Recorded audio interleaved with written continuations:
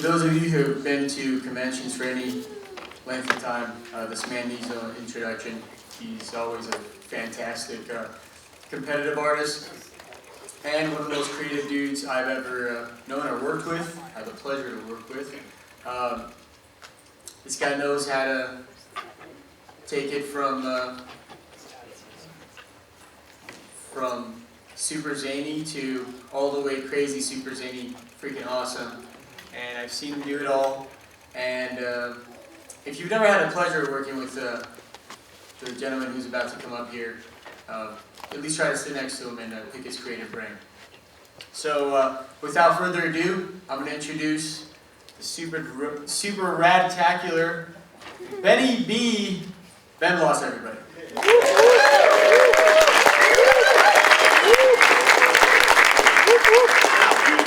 Thank you very much, Manny. Ooh, did somebody say speech? I think I'll do one. I don't know. I'm going to call the speech Caricature 101. Alright. Thank you so much, guys, for coming out here. We have a beautiful venue. I'm really excited to see any other seminar in this room. As soon as I walked in, I was like, this is going to be really rad. Our ballroom looks great tonight, so I think this is going to be a great year. I'm really happy that you guys came out. So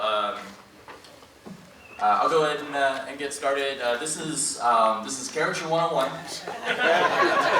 and I've seen a lot of meaty faces out there, so I'm really looking forward to it. Sorry, that's embarrassing. Yeah, so this is Caricature 101.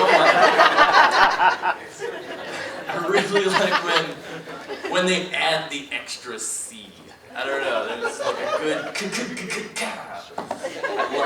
so that's my favorite. Alright, anyway.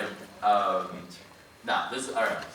So, I'd really like to just talk to you guys about the mindset and process of doing caricatures. Like, this might not be very much like a Draw Like Me seminar. I still encourage you to sketch.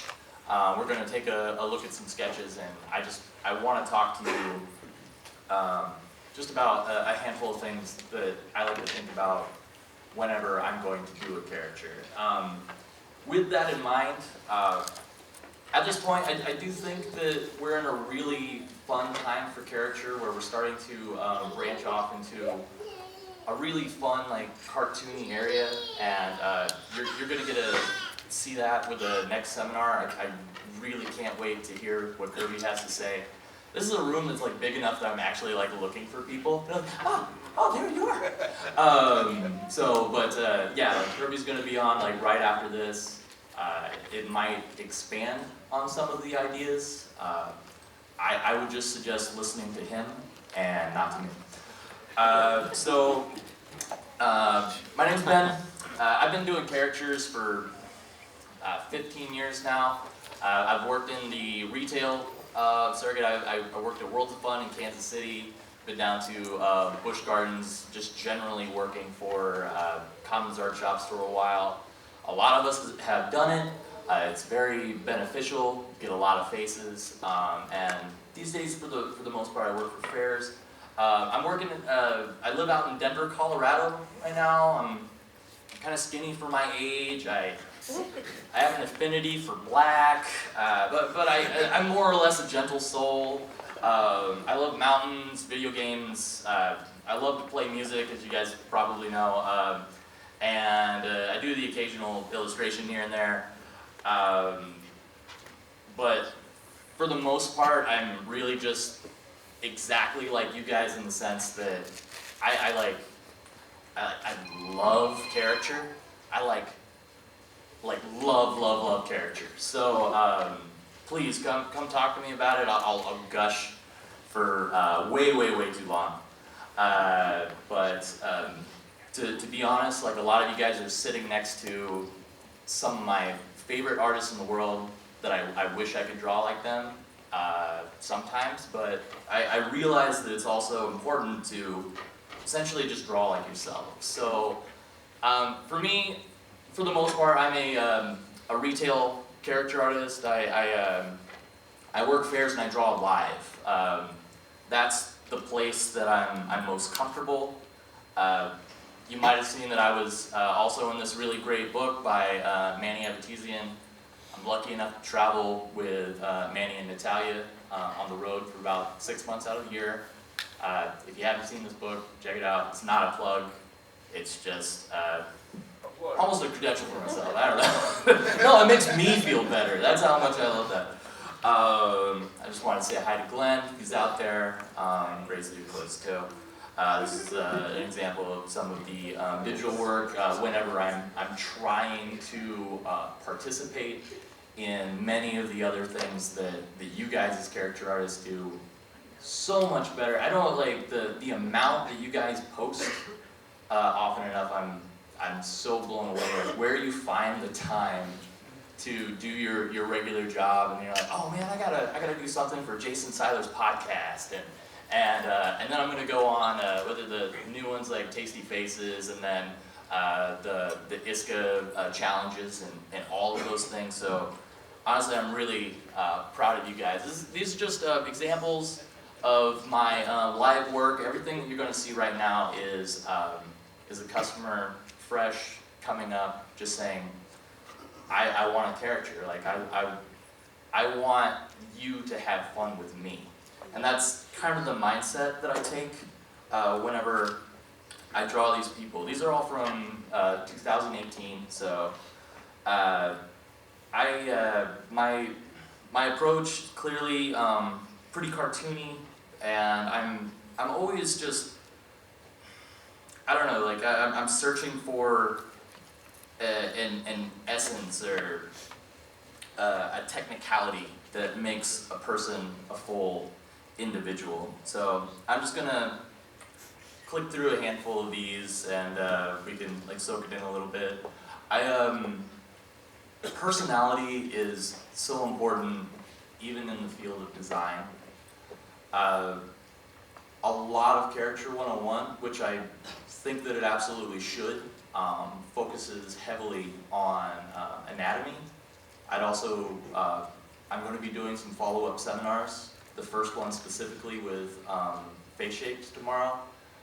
We're going to talk a lot more about anatomy, and I'd really like to break down the parts where we just absolutely break the rules. So, for example, in this piece, I understand that skulls don't work this way, and his mouth is nowhere near close to where it should be, I suppose. I don't know, but it feels right based off of the expression. So when I find the overall head shape, all of a sudden, like the portions of anatomy that need to be there have more of an expression and a movement for themselves.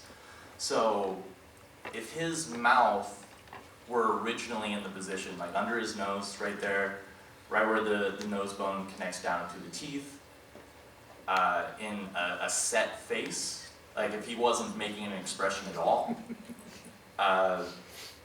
when he makes this face that is quintessentially him, his mouth slides up. There's this just such a slight underbite, but we can emphasize that by letting the feature itself dance around. Like, each individual feature can essentially be its own character or its own character. So adhering to anatomy in the beginning, or any time, honestly, is really great. But when you allow things to essentially animate themselves, you start to see these things. Like, just sometimes you can just slow your drawing down, let the person be themselves, and they'll show you what their face does. I'm just going to click through a handful of these because I will go back to these slides. There's just a handful of points that I'd like to get to. You are going to see some characters that you might feel are a little bit on the extreme side. I don't know. Sometimes people are are puzzle pieces. They offer themselves to you, and one of the neat things is, honestly, in the last 2 years, I think I've only had one reject. I've done a lot of drawings, but I want to invite you guys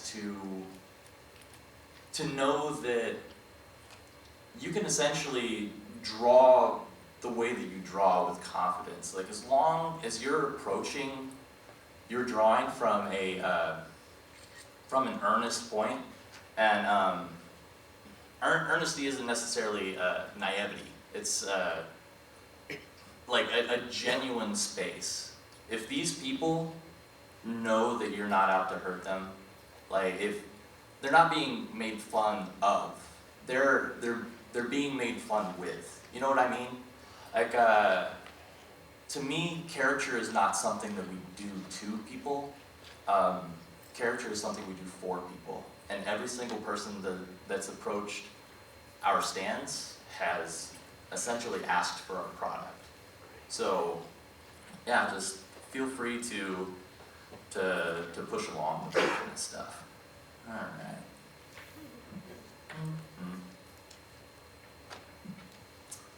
Okay, so I'm going to be essentially making a couple of arguments here that the only difference between a portrait and a caricature is intent.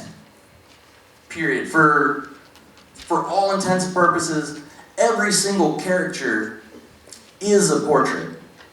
So we've included everyone from portrait-y caricature all the way to the cartoon caricature, all the way to the bonkers, exaggerated caricature.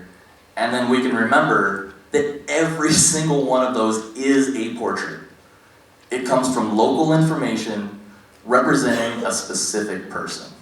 So there's no verses in my mind in this community. It's about what you are trying to accomplish with your caricature. If you draw a little bit more like a portrait, if you are into character design, as long as you're doing what you want to do, we're all doing the same thing.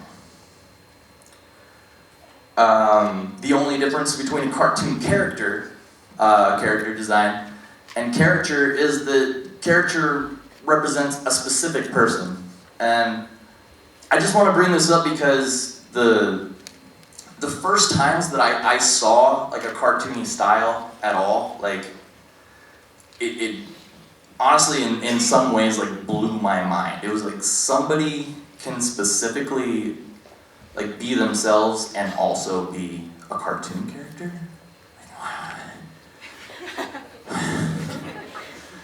like Warner Brothers is doing like the Marx Brothers, and they're falling on their face, but so that's a caricature. That's like kind of what I do in a theme park. Nah, it's not the same, but it can be the same. And I love to remind people, especially like new artists who might be doing something that they feel is like closer in the portrait area, that you're there, you get to do what you want to do with it, because when the definition gets broader, then all of a sudden you have control of the kind of caricature that you want to produce. Cartoon cameos, political cartoons. This slips into the area of like this cool thing when because you've seen a lot of bad political cartoons, right? That technically almost in no way like looks like the character that it's supposed to be at all, right? But if you're using impact symbols, if you are purposely representing someone and you can look at it and know who it is, that's a caricature, right? I really dig that. I just want to go through like just a couple of alternative definitions for caricature. How about just a better portrait? I like portraits, but they don't zazz me like at all. I mean, they do, like, but you have to be like really good. You gotta be like really good to get me excited about a portrait. And almost like any form of expression, he just does better portraits, right? Like, it's good. It's good. How about a stylistic or artistic interpretation or impression of a specific individual? I know it's not fun and it's not sexy, but it's pretty good. It's pretty good. So in this particular case, this is my friend Miggy, and yeah, he's a cartoon character to me. And as long as these expressions, these features themselves represent that individual person, this weird bug thing that happened to him once, like all of those things are caricature. I really like this definition. It's just a portrait with the volume turned up. We've heard that one, and I absolutely agree. It's really cool. But that's a lot where these forms of exaggeration come from. Just crank it up and see how it feels. Maybe it's too loud, but I like it loud. Like, characters are kind of rock and roll. It's like, this is supposed to be fun. Often.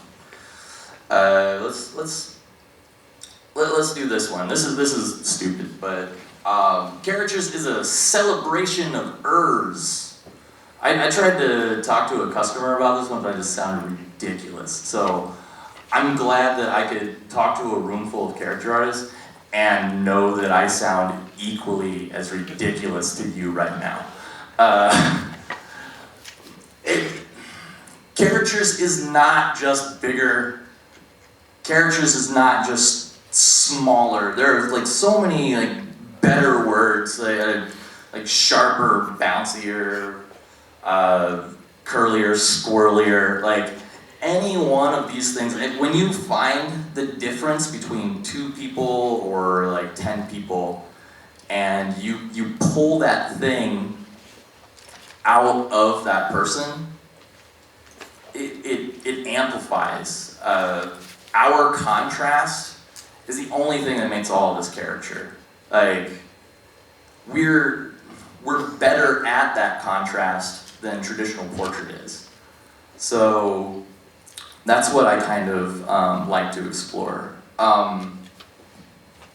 So all of this definition stuff specifically comes anecdotally when I was working down in Florida at Busch Gardens, working with some really talented artists.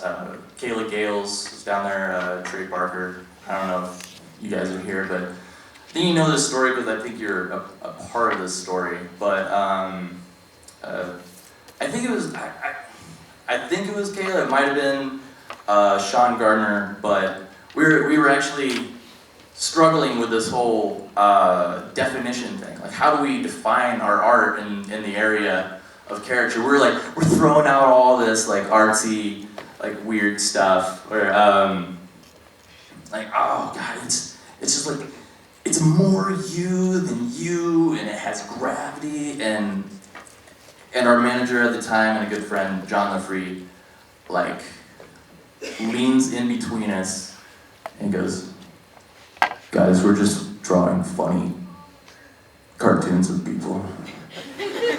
And then he walked away.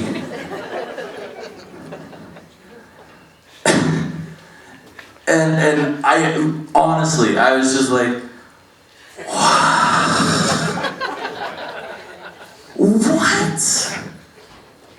No, like I was trying to do this like half realism thing, but sometimes your nose comes off the side of your head and it's stupid background, and I'm trying to hurt your feelings like just a little bit, Like when I was in that space, like I was trying too hard with my definition. I was all over the place and doing everything all at once. And then a dude leans over to me and gives me the simplest explanation that I ever got to a character, and it changed my entire outline. So with that, I just want to go back to that. Like, your character is your intent. That's the place that you start.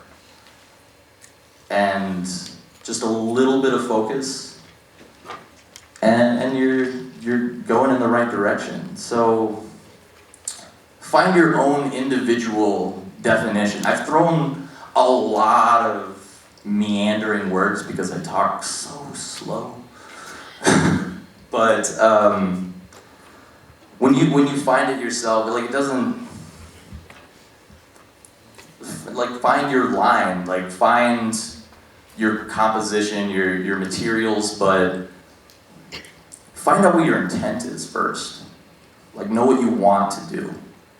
And that is the jumping space, I think, that a lot of people need for character. I think I'm really looking forward to this. I feel like Sebastian, are you covering anything like that? Like, is that essentially? I can't wait for you to expand on that, man. It's gonna be so cool. I'm really excited for that. He's very good. He has like 3 very consistent, tight styles. And I want all of them. But I'll settle for 1. Thank you, Sebastian. Okay, so I want to talk a little bit about like anatomy versus design. So let's go ahead and take a look at the human skull.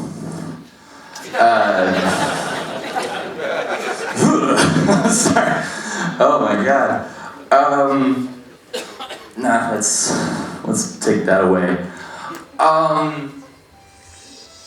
I think for pretty good extent, like, we know anatomy. We've been doing a lot of these. Like I said, I will be covering that in my follow-up workshop. It's going to be a lot more hands-on.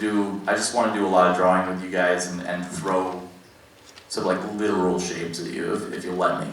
Yeah, I mean, we tried again. It's like, I know. Skulls are ridiculous, and I don't use them for anything except for all of my decorating. I have so many skulls.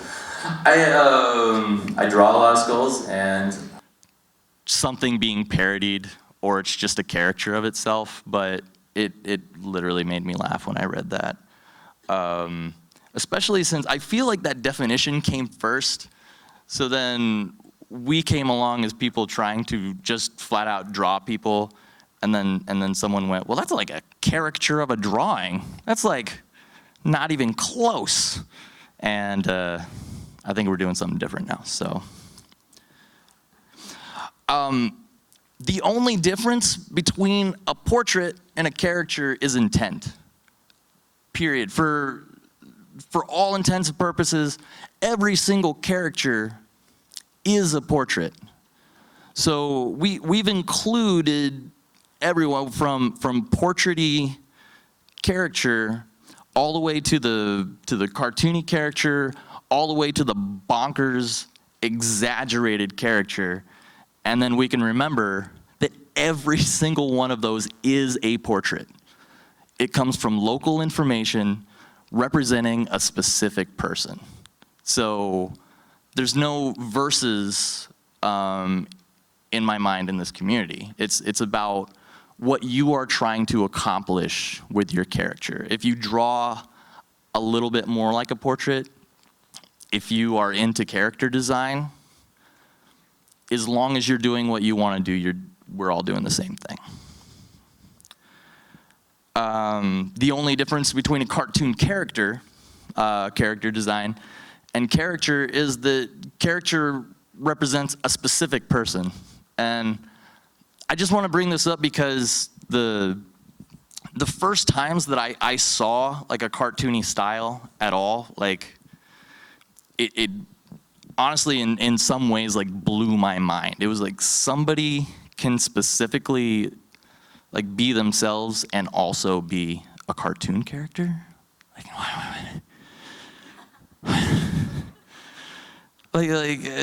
Warner Brothers is doing like the Marx Brothers, and they're falling on their face, but so that's a caricature. That's like kind of what I do in the theme park. Nah, it's not the same, but it can be the same, and I love to remind people, especially like new artists who might be doing something that they feel is like closer in the portrait area, that you're there, you get to do what you want to do with it, because when the definition gets broader, then all of a sudden you have control of the kind of character that you want to produce. Cartoon cameos, political cartoons. This slips into the area of like this cool thing when because you've seen a lot of bad political cartoons, right? That technically almost in no way like looks like the character that it's supposed to be at all, right? But if you're using impact symbols, if you are purposely representing someone and you can look at it and know who it is, that's a caricature, right? I really dig that. I just want to go through like just a couple of alternative definitions for caricature. How about just a better portrait? I like portraits, but they don't zazz me like at all. I mean, they do like, but you have to be like really good. You got to be like really good to get me excited about a portrait. And almost like any form of expression, he just does better portraits, right? Like, it's good. It's good. How about a stylistic or artistic interpretation or impression of a specific individual? I know it's not fun and it's not sexy, but it's pretty good. It's pretty good. So in this particular case, this is my friend Miggy, and yeah, he's a cartoon character to me. And as long as these expressions, these features themselves represent that individual person, this weird bug thing that happened to him once, like all of those things are caricature. I really like this definition. It's just a portrait with the volume turned up. We've heard that one, and I absolutely agree. It's really cool. But I like, and that's a lot where these forms of exaggeration come from. Just crank it up and see how it feels. Maybe it's too loud, but I like it loud. Like, characters are kind of rock and roll. It's like, this is supposed to be fun, often. Let's do this one. This is stupid, but Characters is a celebration of ers. I tried to talk to a customer about this one, but I just sounded ridiculous. So I'm glad that I could talk to a room full of character artists and know that I sound equally as ridiculous to you right now. Characters is not just bigger. Characters is not just smaller. There's like so many like better words, like sharper, bouncier, curlier, squirrelier, like any one of these things. When you find the difference between 2 people or like 10 people, and you pull that thing out of that person, it amplifies. Our contrast is the only thing that makes all of this caricature. Like, we're better at that contrast than traditional portrait is. So that's what I kind of like to explore. So all of this definition stuff specifically comes anecdotally when I was working down in Florida at Busch Gardens, working with some really talented artists. Kayla Gales was down there, Trey Parker. I don't know if you guys are here, but I think you know this story because I think you're a part of this story. But I think it was I think it was Kayla. It might have been Sean Gardner, but we were actually struggling with this whole definition thing. Like, how do we define our art in the area of caricature? We're throwing out all this like artsy, like weird stuff. Or like, oh God, it's just like, it's more you than you, and it has gravity. And our manager at the time and a good friend, John the Free, like leans in between us and he goes, guys, we're just drawing funny cartoons of people. And then he walked away.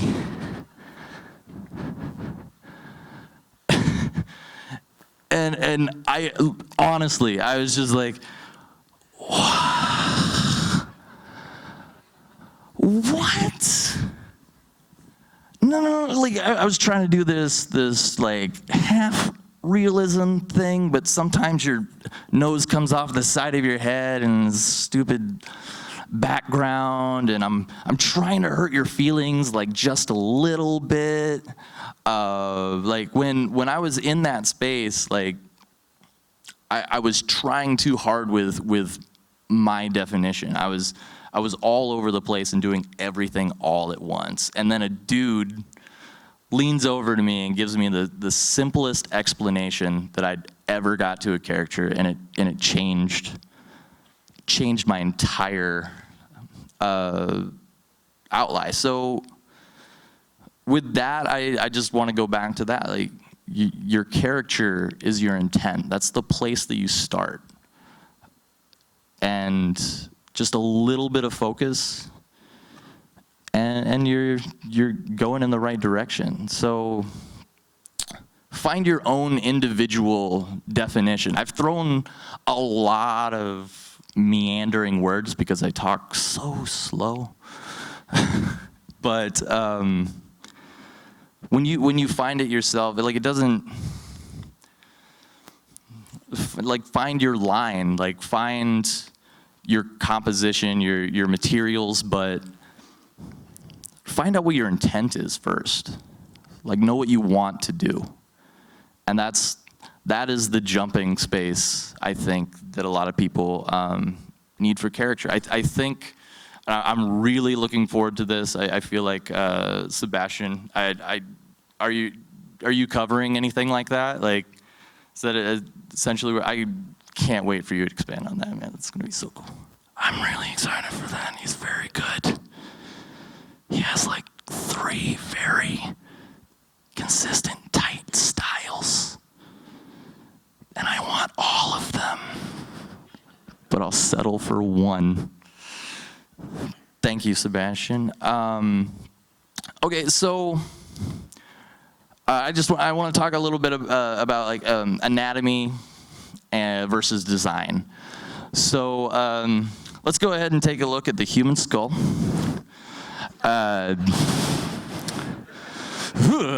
Sorry. Oh my God. Nah, let's take that away. I think for a pretty good extent, like, we know anatomy. We've been doing a lot of these. Like I said, I will be covering that in my follow-up workshop. It's going to be a lot more hands-on. I just want to do a lot of drawing with you guys and throw some like literal shapes at you if you'll let me.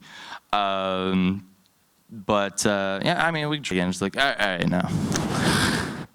Skulls are ridiculous, and I don't use them for anything, except for all of my decorating. I have so many skulls. I draw a lot of skulls, and I don't think they show up in any of my caricatures. I'm not saying that it's not useful information to know about, but as soon as I put it on one of my cartoons, it gets creepy. So let's not look at skulls anymore. Like ever again. Actually, next year, I'm sure you'll look at a skull at the next Caricature 101. So let's go ahead and talk about some of those elements of anatomy and design. So I did pick this one specifically because, believe it or not, I think it actually has some anatomy to it. I just go ahead and soak these people up. They were a really beautiful, nice couple, very chatty, interested in what I was doing. I don't exactly remember where we were, but we travel a lot. So absolutely in love, really fun people. But oh, this isn't a butt at all. She has an amazing underbite. It's so slight in the picture. I wish that you could see it more, but she does have this powerful jaw, and she also has like this roundness to the face, and we can emphasize it by completely rounding out that entire head shape completely. I feel like she does have this like long, it could be interpreted as a pointy chin, but it's just rounded enough that if we just take it all the way around, I feel like it expresses her really well. It also gives you the opportunity at this 3/4 angle to show this awesome beauty mark that she had. If I were using some of my more like traditional overlapping, if I let the curvature of her cheek define where her face was, then all of a sudden I'd be missing out on this really defining feature. So I don't let certain parts of anatomy get in my way whenever I want to do something like that. I want to capture everything that I think is interesting about those people. And God, this guy was cool. Already, if you're not a caricature artist and you have this man's face and you live in Montana and you see all of our ridiculous artwork and you come up and go, yeah, I want one of these. I love you so much. I love this guy, and I really appreciate it. But and by the way, in none of these characters have I had any, at least none of these had any sort of like negative reaction. Which maybe it's because I'm kind of nice. I bubble, I butter my people up a little bit. I want to make sure they're having a good time. But yeah, all the senses of overlap and anatomy, I've essentially just shifted it away. Like once again, I don't know, like I don't feel like it would look more like him if his mouth was where his chin is right there. I might be wrong, but by allowing my anatomy to be loose, I can slide the pieces around. And then by sliding the pieces around, it's more about an expression of mass at that point. So by moving his mouth to the side and getting it out of the way, just get out of there. You don't need to get in the way of all this juicy good stuff like your simultaneous neck chin thing. Get out of the way, I want that. So I want it to look and feel bigger, so I give it its own space. Like, let mass be massive. Like, let it have fun, right? I don't know. Why'd I cross his eyes? Because in some ways, it looks like they might be sliding off of his face away from him. But the way that he was talking to me, this guy was actually like really intense. Like, and I truly believe that his eyeballs are gonna jump out of his head. And if his eyelids were not so juicy and thick and had like little talon grips on it, I think they would have just popped right at me. I'm pretty sure. That dude was cool. I don't know any of these people's names. I feel really bad about it. I don't know. I never bothered to ask. I take a lot of pictures. Okay,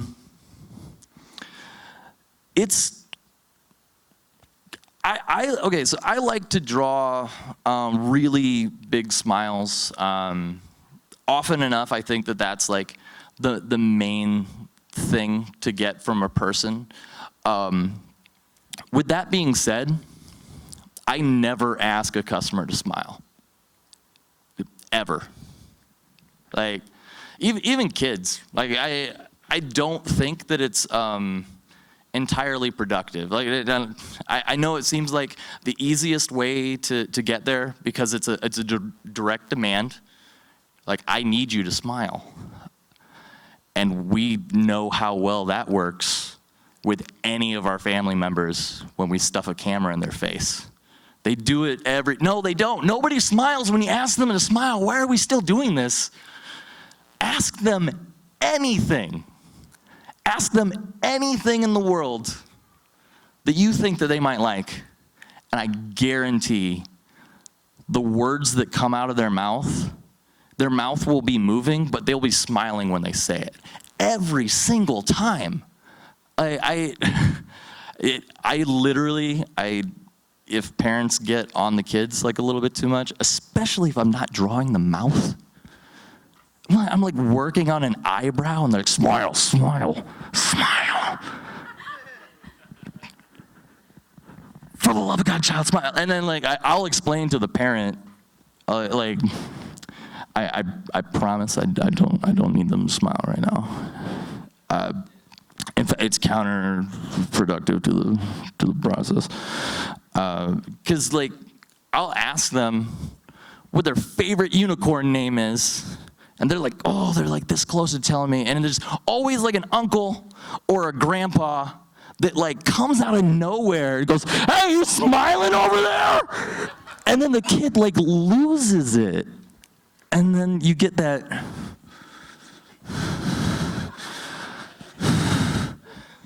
So, sorry. I'm getting a little, no. Asking somebody to smile is a surefire way to make them look the least like themselves that they possibly can. It's a picture, a smile for a picture is performative. Some people are good at it. Most people are not. So, like, this might be like too strong of a way to put this, but I like to think of it as like caring about the person. Like, and I don't know, that might be a little woo-woo, but I care about like how they feel and that they're having a good time. I also care that a direct reflection of their personality is going to show up on the paper. Now, I know that you won't believe this because of the literal expression that man is making right there, and also the fact that he's making it right there, and kind of with her like downward slanted eyes and unsure demeanor in general. It would look like maybe he wouldn't be super excited to be exaggerated, but these guys gave me the best like one of my best reactions of the entire year. And that's because he said, that's me. He didn't say it looks like me.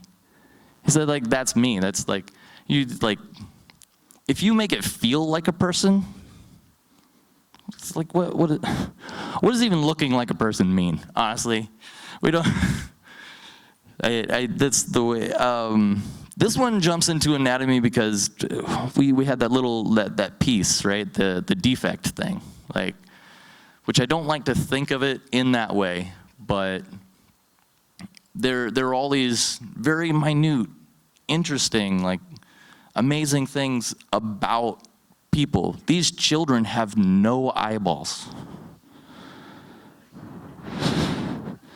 This kid has never seen the sun.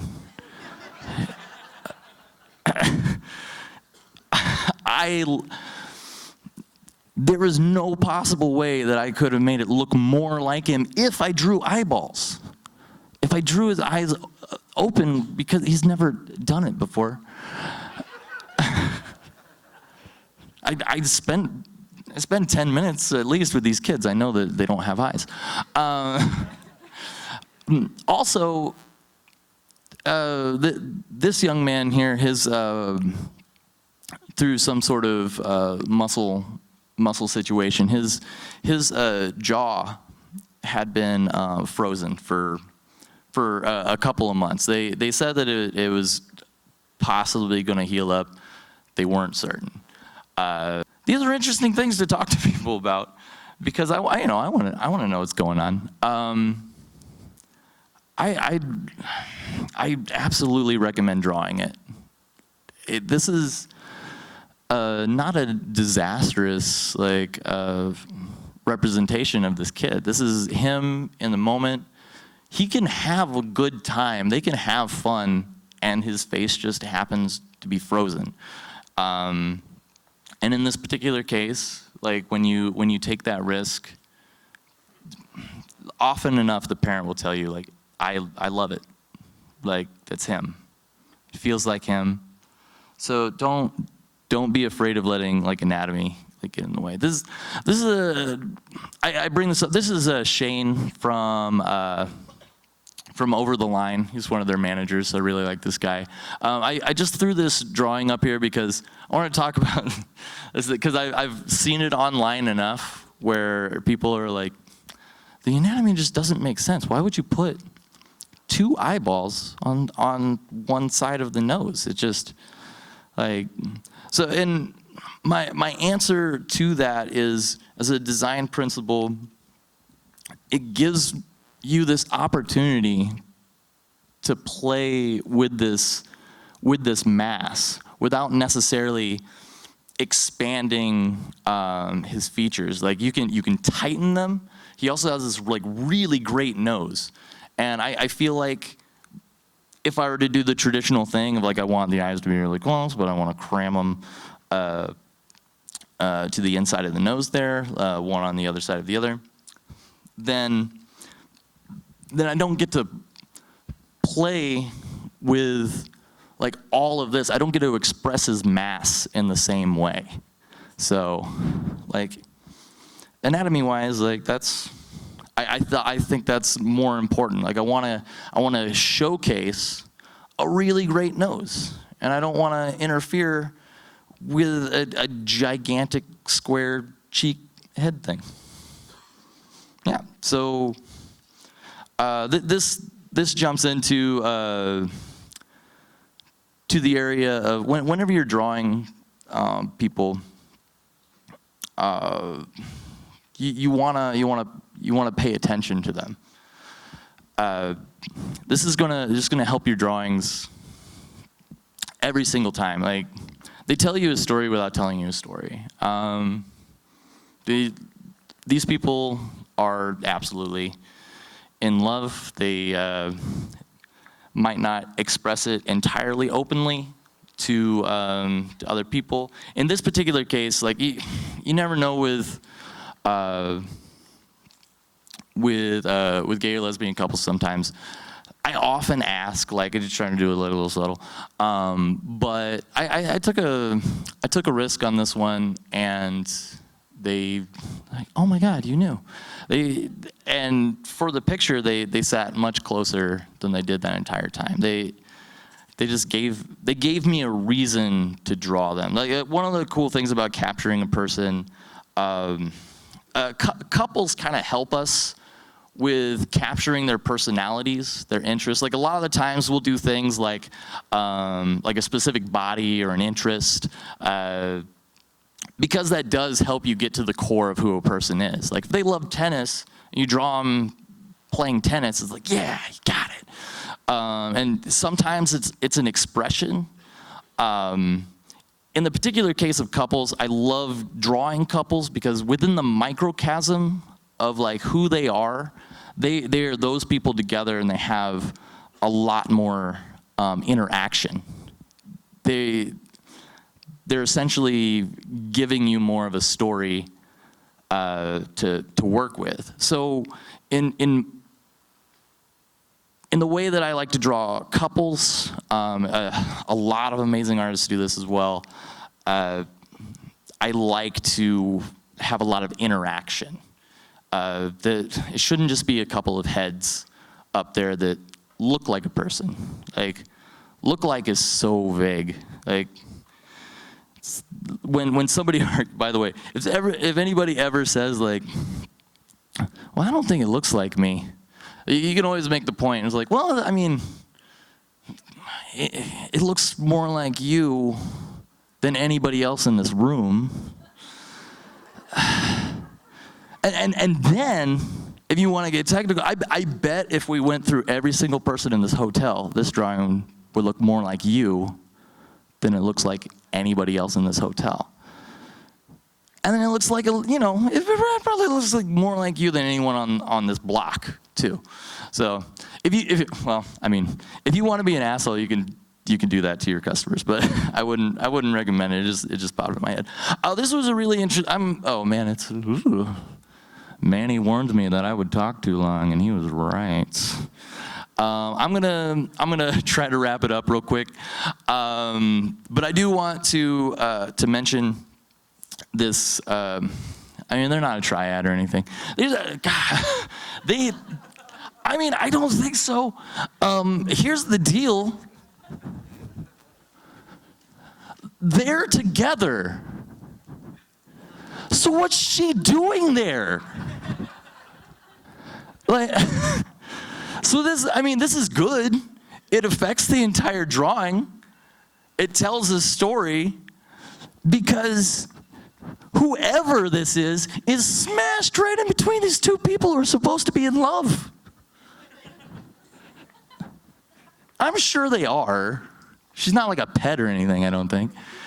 But I thought it was weird. So you get to know people, you talk to them, they'll give you your drawing, they'll hand it to you.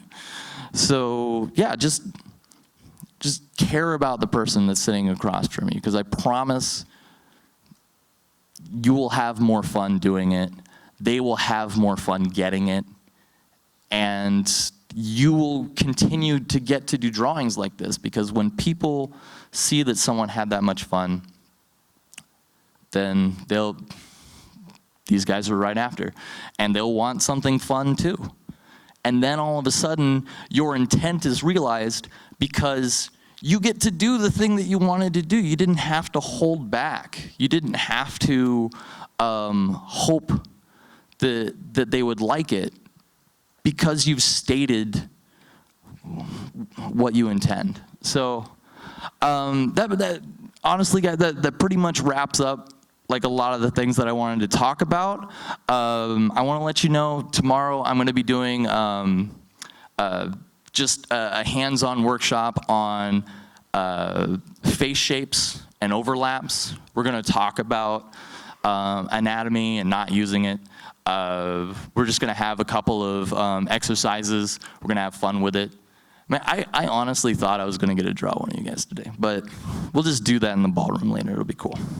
And then the day after that, I want to talk about exaggeration and even more so omission. I want to talk about when it is effective to not draw something. If you feel like, for example, some faces, if they have big enough, cool enough lips, you don't need a nose. Just don't draw it. Like, particular to certain people, if they have a brow ridge, you might not need eyes. But have fun with those ideas, and I hope that I get a chance to help you guys out with that. Thank you guys for listening to me babble. I love talking about characters, and you gave that opportunity to me. I really appreciate you guys. I can't wait to hear from Kirby coming up next. Thank you so much.